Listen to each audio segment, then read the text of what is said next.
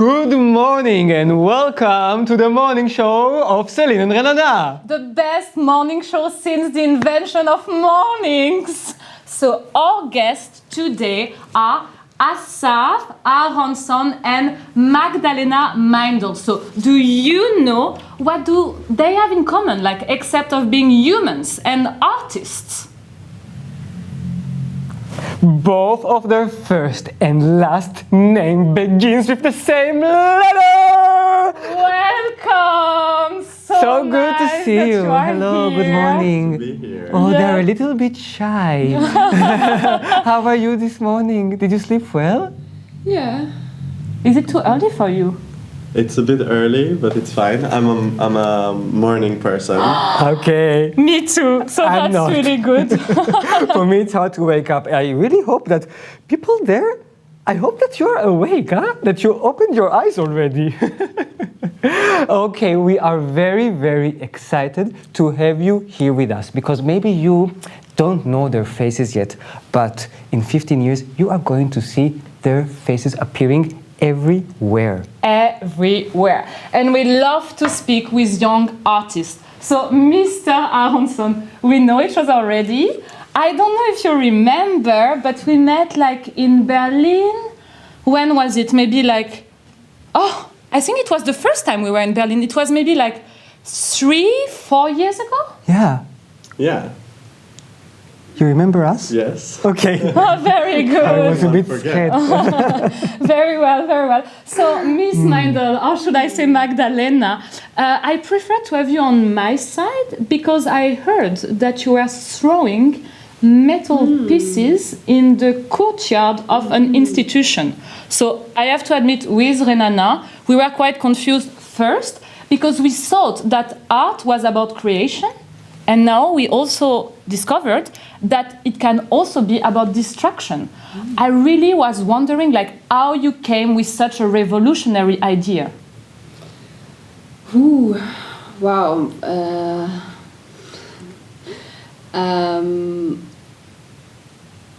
How did I come with it? I think it came maybe out of desire of throwing something, and I think art has a lot to do with desire. And so I decided to just follow this desire of distracting and see if it's still art if we do it. Wow, very interesting. Because in your research, you work on topic of rage. Can you tell us a little bit about this idea of rage? I mean, actually, I'm not really working with rage, but more with destruction and the lust for destruction. And rage is part of the research I did before that led up to this piece.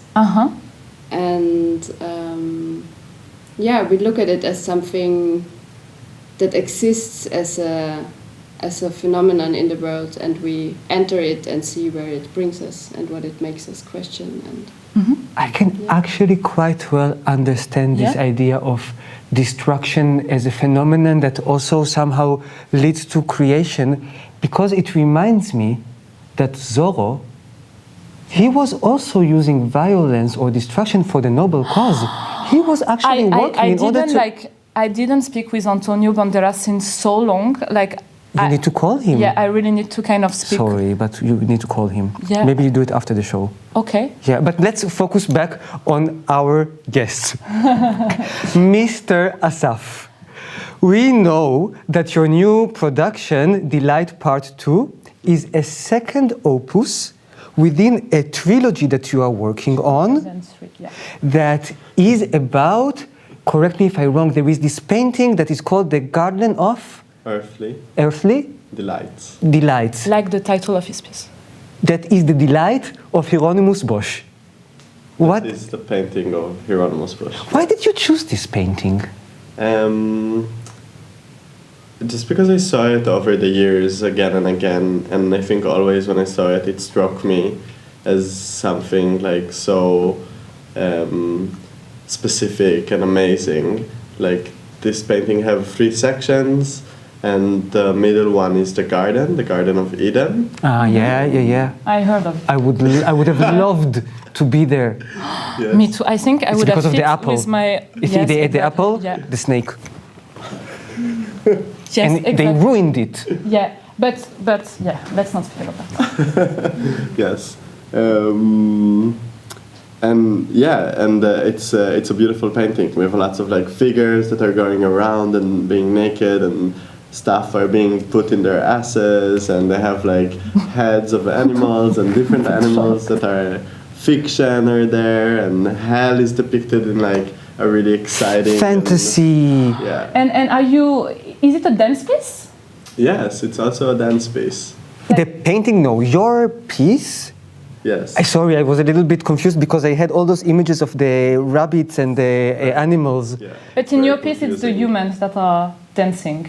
Yes, and putting things in their butt. Okay, and for you, like, is it important, this relation to, like, dance? Like, do you have something in your work that relate to this notion? Yeah, I think that this work, I started as a dancer.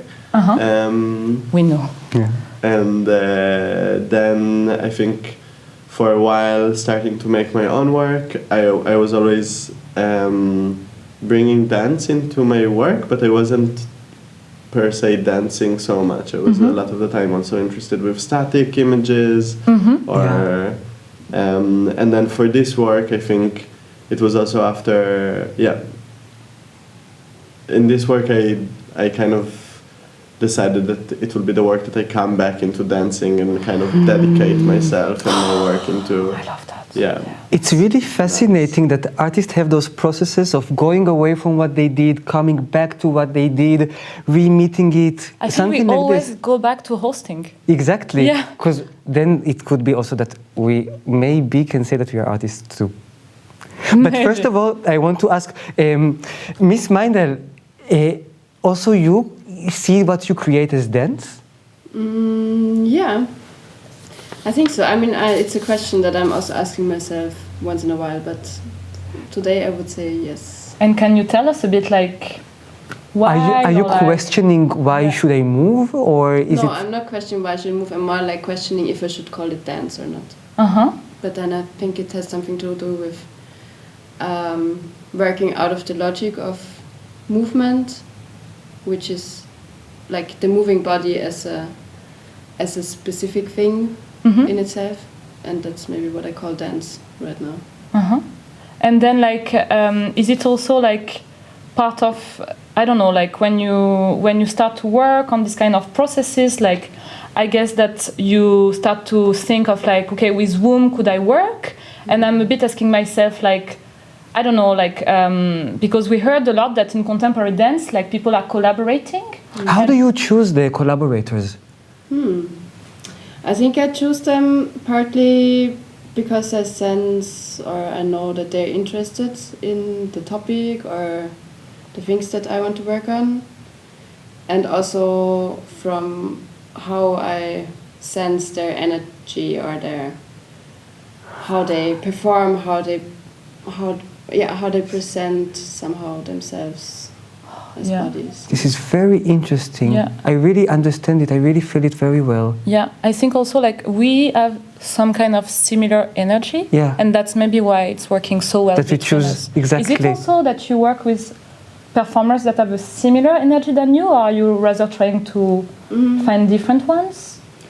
I think in this piece we have like some people who I perceive in some ways similar, and then there's also things that are kind of the counter energy to it. So it's So you also- both, yeah. I see. and for you, Asaf, Creation, destruction. and all together, Yeah, together. it's like yin yang. Exactly. The universe. I learned of this concept. Yeah. So you? I think I work a lot with my friends, with people that are very close to me, Which is also like us. Yeah, exactly. and that I've been working with already for a while. Also, I find a lot that the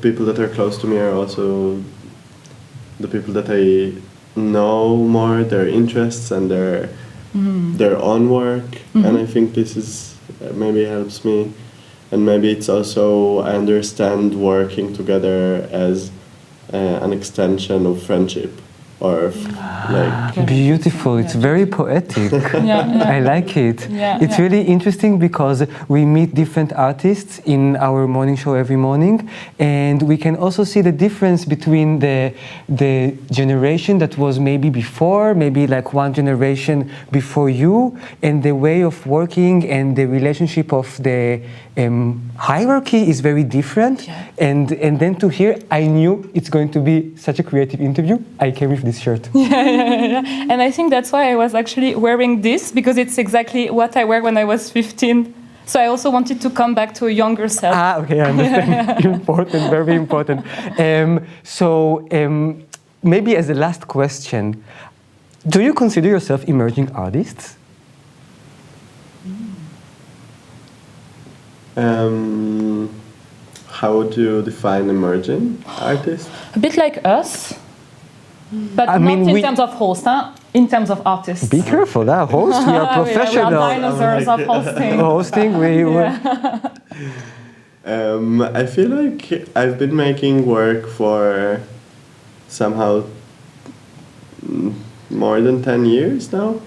But I feel that in terms of like institutions, then I get more opportunities lately, and so then in this sense maybe I'm emerging. And maybe a last question for you, Magdalena, like if you would define, I don't know, what are your ambitions, as an artist, like where do you see yourself in the future? I'm very curious about that. I think my wish is to somehow to become more aware and more somehow consequent with the things that I do, like to understand more what's actually my what I care for and how I can bring my energies even more in line with the things I care for. Wow. Yeah, that's really, I feel both of them, they are so poetic, and I feel like now I'm sure that when we will do our 15-year anniversary edition of the morning show, they will be there, and the audience at home, like they will remember that it was maybe the first time we saw them they here. were on TV, here. and then like that they learned about like all their dreams and ambitions and how poetic they were, and now they will be so famous, and I feel like it's really gonna be like, I don't know, so beautiful. So I can't wait to see your work. So when is it presented? When can I see it? I will come with a friend. You're performing after us in Open Spaces. We're performing in the 2nd and 3rd of November in Open Spaces. 2019? 2019. It's very soon. Yeah. Okay. We've also Cecile Bali. I don't know if you heard about. No. She's a really nice performer also. Maybe we can interview invite her. One day we can interview her. And when is your play? It's 9th and 10th of November. So. It's good because I think I really need a week between the two shows to kind of come back for all this poetry. And digest everything. Exactly. I just want to tell the people at home that you can buy your tickets through the website of Tanzfabrik. I cannot say this place. Tanzfabrik Berlin. I'm only A1. How do you say? Tanzfabrik Berlin. Tanzfabrik Berlin. Berlin I know. Berlin I know. I'm good. With Berlin I'm good. Now, after this interesting insight into the young generation of dance, we would like also to give you the opportunities to look at the greatest choreographer of all time. This is why we asked Matilda, our expert on biography, to create a little spot which is called An Artist a Day. And just like you, and obviously you, also Celine and I are going to learn a lot from the presentation of Matilda. Matilda, to you. Hello and welcome everybody. Today in my spot, we'll be talking about the world famous choreographer of the 20th century, Bisha Pound, everybody. Oh my god, she made a huge name of herself internationally, but only few know what her story really is about. Story? More like a roller coaster, am I right? Oh my god, let's look back in time and see how it all began. Bisha Pound was a poor girl and she had a poor family. Basically, they had mud and mud. So there was like mud and more mud. And she was the youngest of 6 brother boys. It sounds like a nightmare. Oh my god. Unless that's something you're into. Her mother was really cruel, you know. She made her drink all types of little potions. So little Bisha had to suffer like hell, but all artists must suffer. At the age of 7, her teacher, Miss Franklin, saw she had an exceptional talent and took her hostage. Poor Bisha was really like Annie from the musical all day long. She was singing, tomorrow, tomorrow, I love you, tomorrow. Little Bisha Butterfly wanted to fly the fuck away. So one day, when Miss Franklin was eating her leek soup, she tore open the gates and ran away. She ran without looking back, but she also ran without looking front. So she tripped and fell into a river and drowned. Just kidding. She was saved by 2 strange men on a boat. You and Poodle von Lacan. Oh my god. She asked them, who are you? And they were like, speaking in some ancient language, they were like, modern, dance. And then they were like, Gaga or blah blah. Lady Gaga, tada, cuckoo, I don't know. So she said, whatever, I'll come with you and do my weird moves instead of living this horrible life. So they went to dazzling Marburg, where the weird moves were in, let's say, fashion. At that time, Bisha Pound created her first successful work called Hexenswans, which went totally viral, although I don't even know what they used. Telegram. That's so funny. After Marburg, she moved to Wuppertal, the city of dance, and founded her company, Bisha Pound and Freaks. With them, she rose to international acclaim with their piece Le Sacre du Satan, where they made sacrifices to Satan and stuff. So weird. Oh my god. She fell in love with a young, ambitious artist called Sabrina Abrazovic. Sabrina wanted Bisha's success by all means. I mean, she was obsessed with her. Then Bisha started doing drugs. OMG, LMNOP, her mind went completely mad. She was offered the Hollywood roles, but she rejected them in order to stay with Sabrina. What? For like 7 fucking years, I've been trying to figure out who to bribe to get at least half a foot into Hollywood. In 1976, she made a work where she was cutting into her arm the word Entschuldigung. Entschuldigung. I love your teaching that. No, go. Entschuldigung. No, say it again. I'm supposed to know. I'm good in German, okay? I'm good. And she died. Bisha Pound died. And what did we learn from this story? Don't do body art in German. Because before you can say Krankenkasse and Hauptpflichtversicherung, you'll be 6 feet under. I think we really want to apologize about that. Yeah, I have to say, I really didn't know that her life was so controversial. Like it. And yeah. also, I'm a big admirer of Bisha Pound, and I expected Matilda to talk about this piece that I really love. There is this, the women that they have apple on their head. They are like a line of women with apples, and they walk. And she didn't talk about that. Yeah, and also the one where it's like these ladies, and they are kind of running with closed eyes into chairs. Yes. You Like- mean Pina Bausch? I'm sorry? Pina Bisha Bausch? Pound. Wow. Yeah, that's really what happens when we are kind of going live on TV. So, well. But isn't it fascinating, Celine, that although we wanted everybody to learn about, how do you say? Pina Bausch. This name, there was a real choreographer that was called Bisha Pound. That's so great. So Life is magical. thank you so much again for being with us today. And teaching us, the young generation is teaching Yeah. the old generation. I can't wait for your show, really. Thank you Thank so you. much. And Oh. you, people at home, we wish you a beautiful day. Bye! One, two,